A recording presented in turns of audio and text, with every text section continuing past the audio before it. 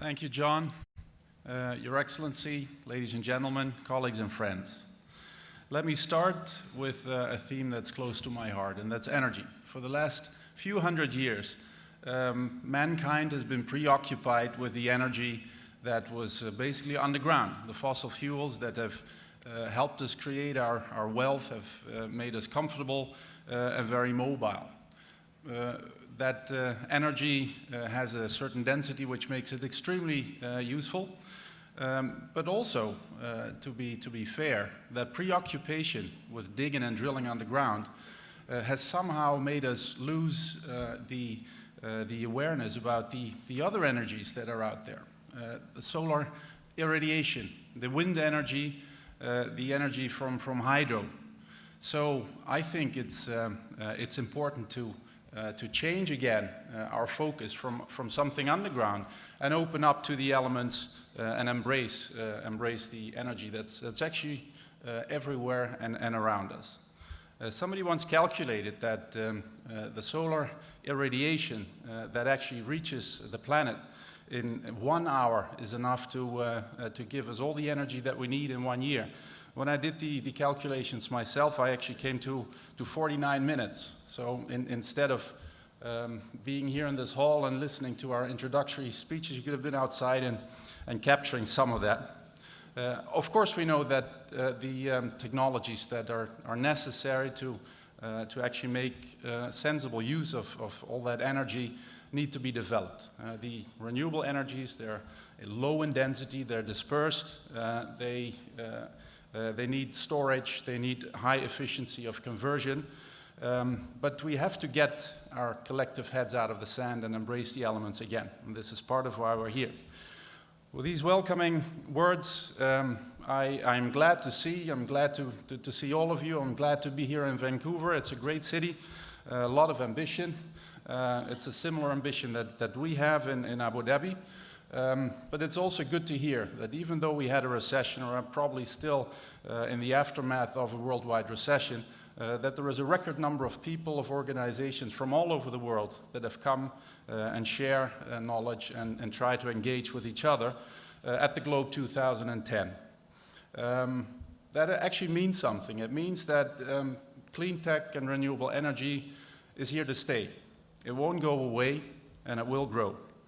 Now, to continue some of the stats that we've heard from the mayor, indeed, in 2008, the global investment in renewable energy was $155 billion US. Now, although there was a slight dip last year, this year, according to Bloomberg New Energy Finance, that investment figure is planned to grow to $200 billion, a growth of 25%. Now, some more statistics. Boston Consulting Group estimates that the sustainable construction will grow from $334 billion US worldwide today to $1.4 trillion in 2013. PV installations, a cumulative figure of 5.5 gigawatts, 5,500 megawatts today, will grow to 16.6 gigawatts in 2013, an annual growth rate of 30%. Now, give me another industry that grows, has grown, and will continue to grow at such a pace.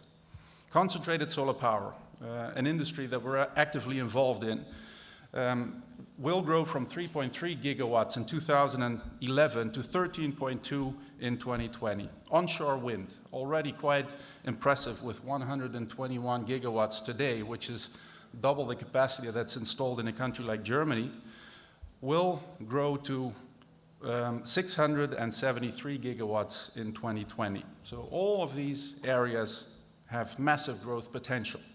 Offshore wind, at the moment less than 1 gigawatts, will grow to more than 30 gigawatts in 2020. The carbon abatement industry will grow 16-fold between now and 2020.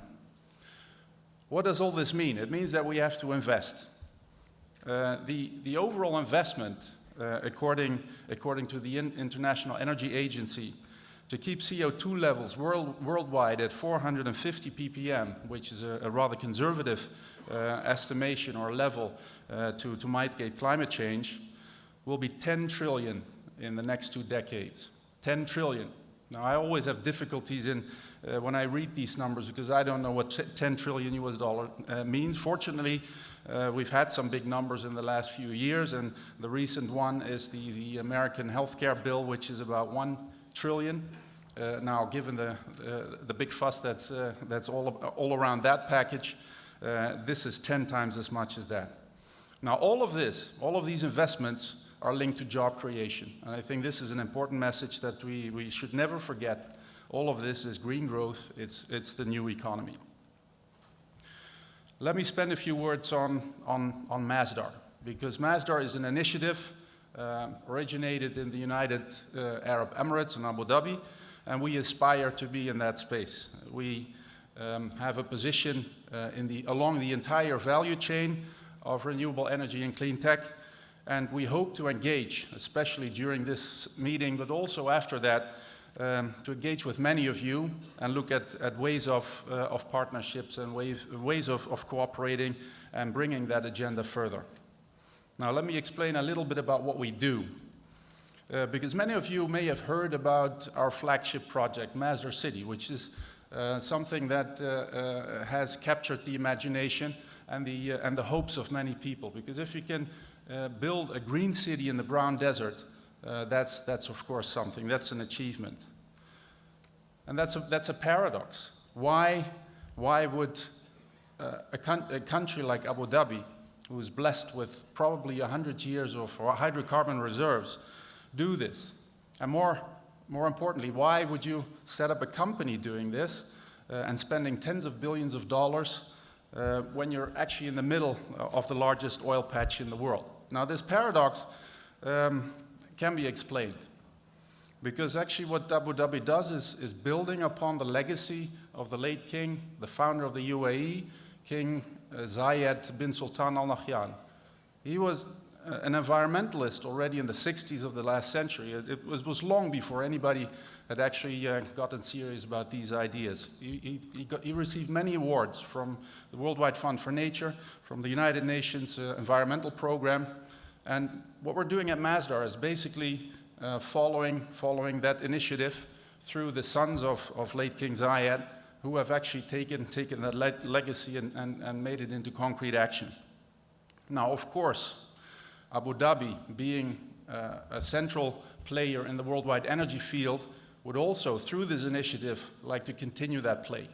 It's being part of the energy of the future, so it makes economic sense. Abu Dhabi has an economic plan for the next 2 decades in actually moving away from an economy based entirely on hydrocarbons towards an economy based on knowledge. And this is of course also a very important aspect of what Masdar is about.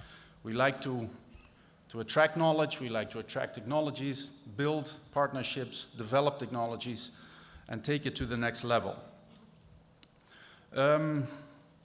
Let me explain a little bit about what Masdar does apart from the city, because there is a lot more than the city. Of course, everybody knows about the city, or most people do, but we have a number of other departments. And one of them is my own, it's Masdar Power.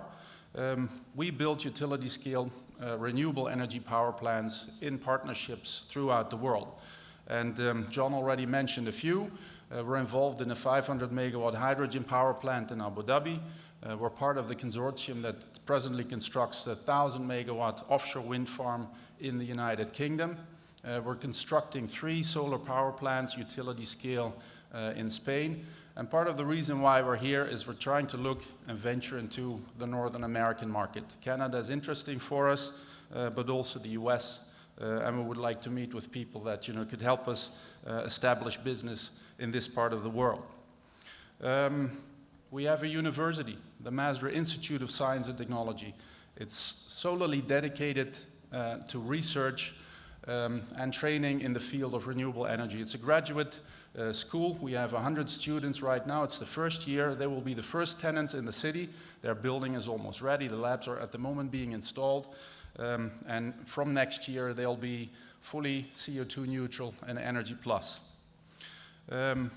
We have, of course, the Masdar City team that is developing the city, but the city development is more about master development and capturing know-how, integrating technologies that make a city work. That is what Master City is about.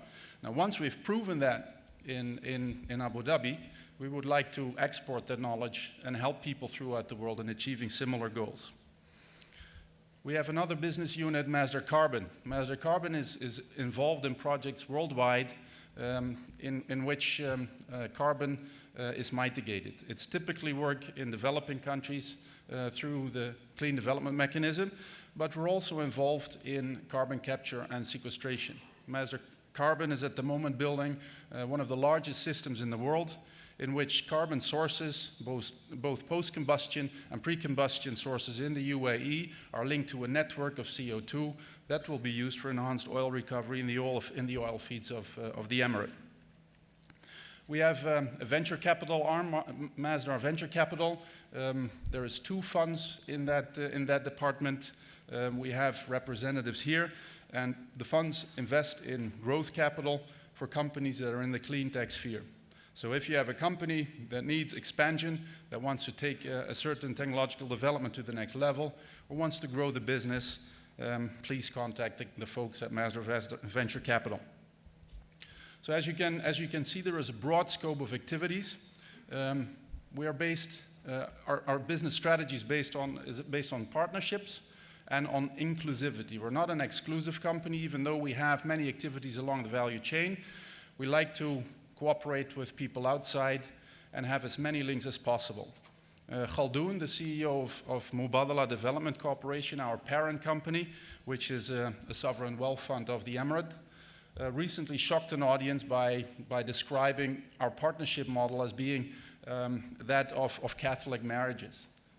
We like to take our time dating, but when we've made a choice for a partner, we're very loyal, and it's for the long term.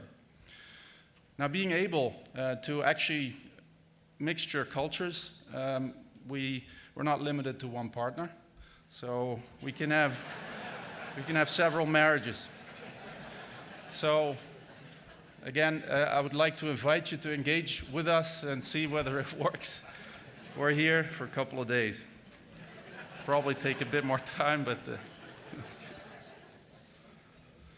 Now, before I close, I would like to mention one point about the nature of renewable energy. Renewable energy, as I said, it's dispersed, but it's everywhere. Now, there is a clear trend because of that nature towards decentralized conversion of energy. And that's actually the beauty of it, where you actually consume energy, you can convert solar irradiation, wind, biomass energy, hydropower. Now, this trend actually has the advantage that there is a lot of local value creation. If I take the example of a solar energy system, you need high qualified labor on the spot to actually install the systems, to do operation and maintenance of these systems, etc. Now, this very nature is part of the beauty of renewable energy, is that we have a lot of value creation everywhere on the planet. It's not centralized in one place and then transported without any value addition along those lines. Of course, because we save on infrastructure, it also makes economic sense. And when job creation is a priority, which it is, renewable energy and clean tech can be a solution for the problem. It's part of the green growth. So we're hopeful that by showing what we can do to politicians and policymakers, and this is part of what Globe 2010 is about, that they can actually help us in making policies and creating an enabling environment. Now, concluding, let me thank the organizers for putting together this great conference and giving us a platform to engage with each other and an opportunity to meet. We at Masdar are looking forward to meeting with you. We'll hope to be starting some sort of dating with you over the next few days, but also afterwards. And let us all work on developing these technologies and creating services and mechanisms to help us grow this industry. Thank you very much.